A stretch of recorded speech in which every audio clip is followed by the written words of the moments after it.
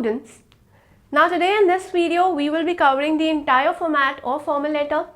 Now in the previous videos we have understood the format of formal letter in chunks. For example, first we've discussed how do we have to write the sender's address, or how do we have to begin our formal letter. So that is, first you have to mention the sender's address, then next you have to mention the date on which you are writing the letter, followed by the receiver's address, then you have to mention the subject, then the salutation, and then you begin with the body. Then after covering 3 to 4 paragraphs, next you also have to end the letter by writing yours faithfully, yours sincerely, and then later you have to mention your name along with your designation, right? And today along with this format we will be discussing one example of formal letter, with which the entire formal letter will be clear with the format and also the example. So the formal letter is a bit different from the informal letter, where the informal letter you have to mention the sender's address along with the receiver's address, but in the informal letter you just have to mention the sender's address and nothing. No, the receiver's address is not required. So here we will be discussing one example where I will be mentioning one question, and then we are going to discuss that question, that you have to write or you have to draft a letter formally to the person that we will be talking about.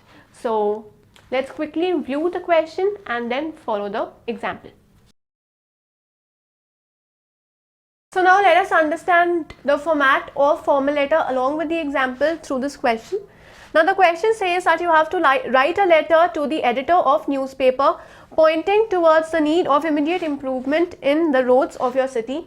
Now here you have to become one of the residents of the city, and then you have to write a letter to the editor of newspaper. Now here it is just mentioned that you have to write the letter to the editor of newspaper, but the location of the newspaper editing center is not mentioned, right? Neither it is mentioned that you have to mention only one particular newspaper, so you can mention any newspaper, right, along with the location.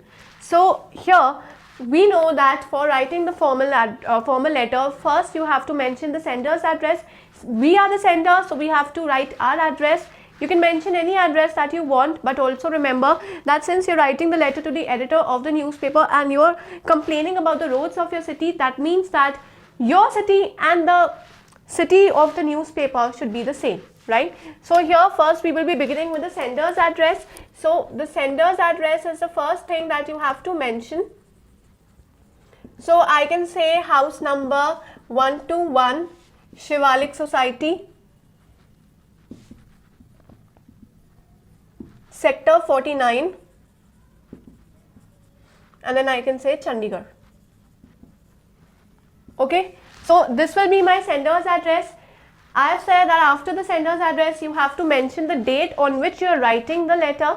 So I can say that the date can be 14th March 2021, right?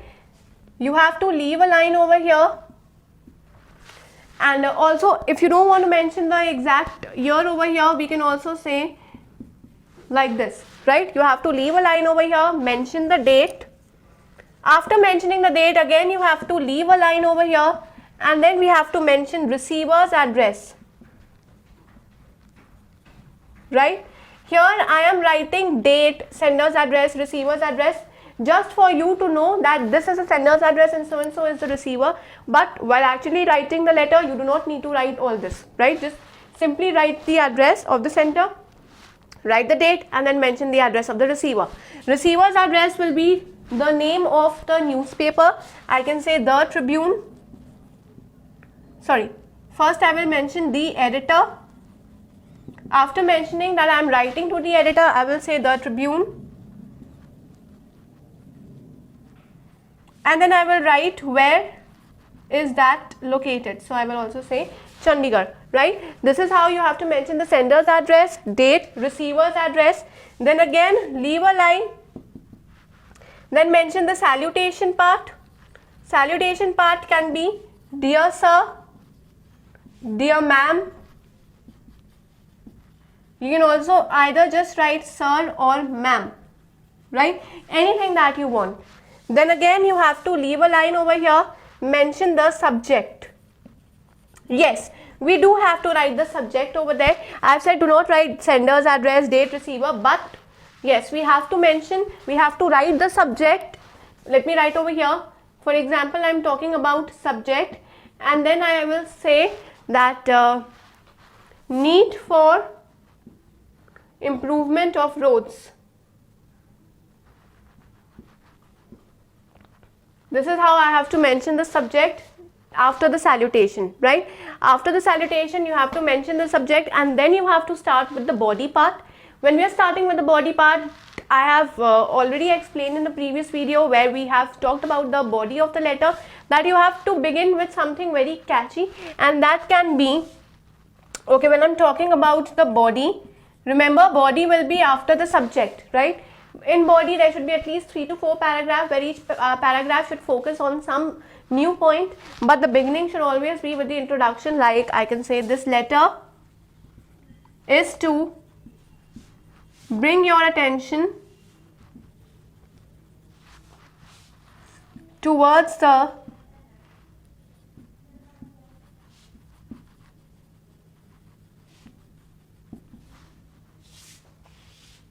poor conditions of roads in our city, right? Once you write something like this, then you're bringing the attention of the editor, and then you begin by complaining. Complaining can be like the conditions of the road are very poor, there is water clogging everywhere. The moment there is a rainy season, the condition worsens, then there are cloggings, right? And there are pit holes everywhere, due to which people find it very difficult to travel, right? And especially in the rainy seasons, when the pit holes are filled with water, it becomes very difficult to point out to the exact perfect roads, right?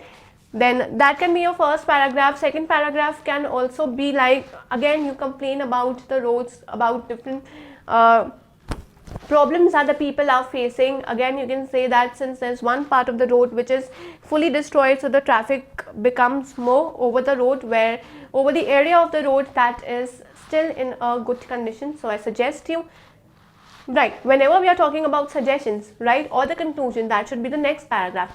So this is how it is important to mention at least 3 to 4 paragraphs while writing the formal letter, right? Each paragraph should be of some new point, and when you're mentioning the last paragraph, that last paragraph should be the conclusion, and that conclusion can be that I request you to focus on this problem as soon as possible and take drastic steps in order to eliminate the problems that are being faced by the citizens of our city or the residents, right?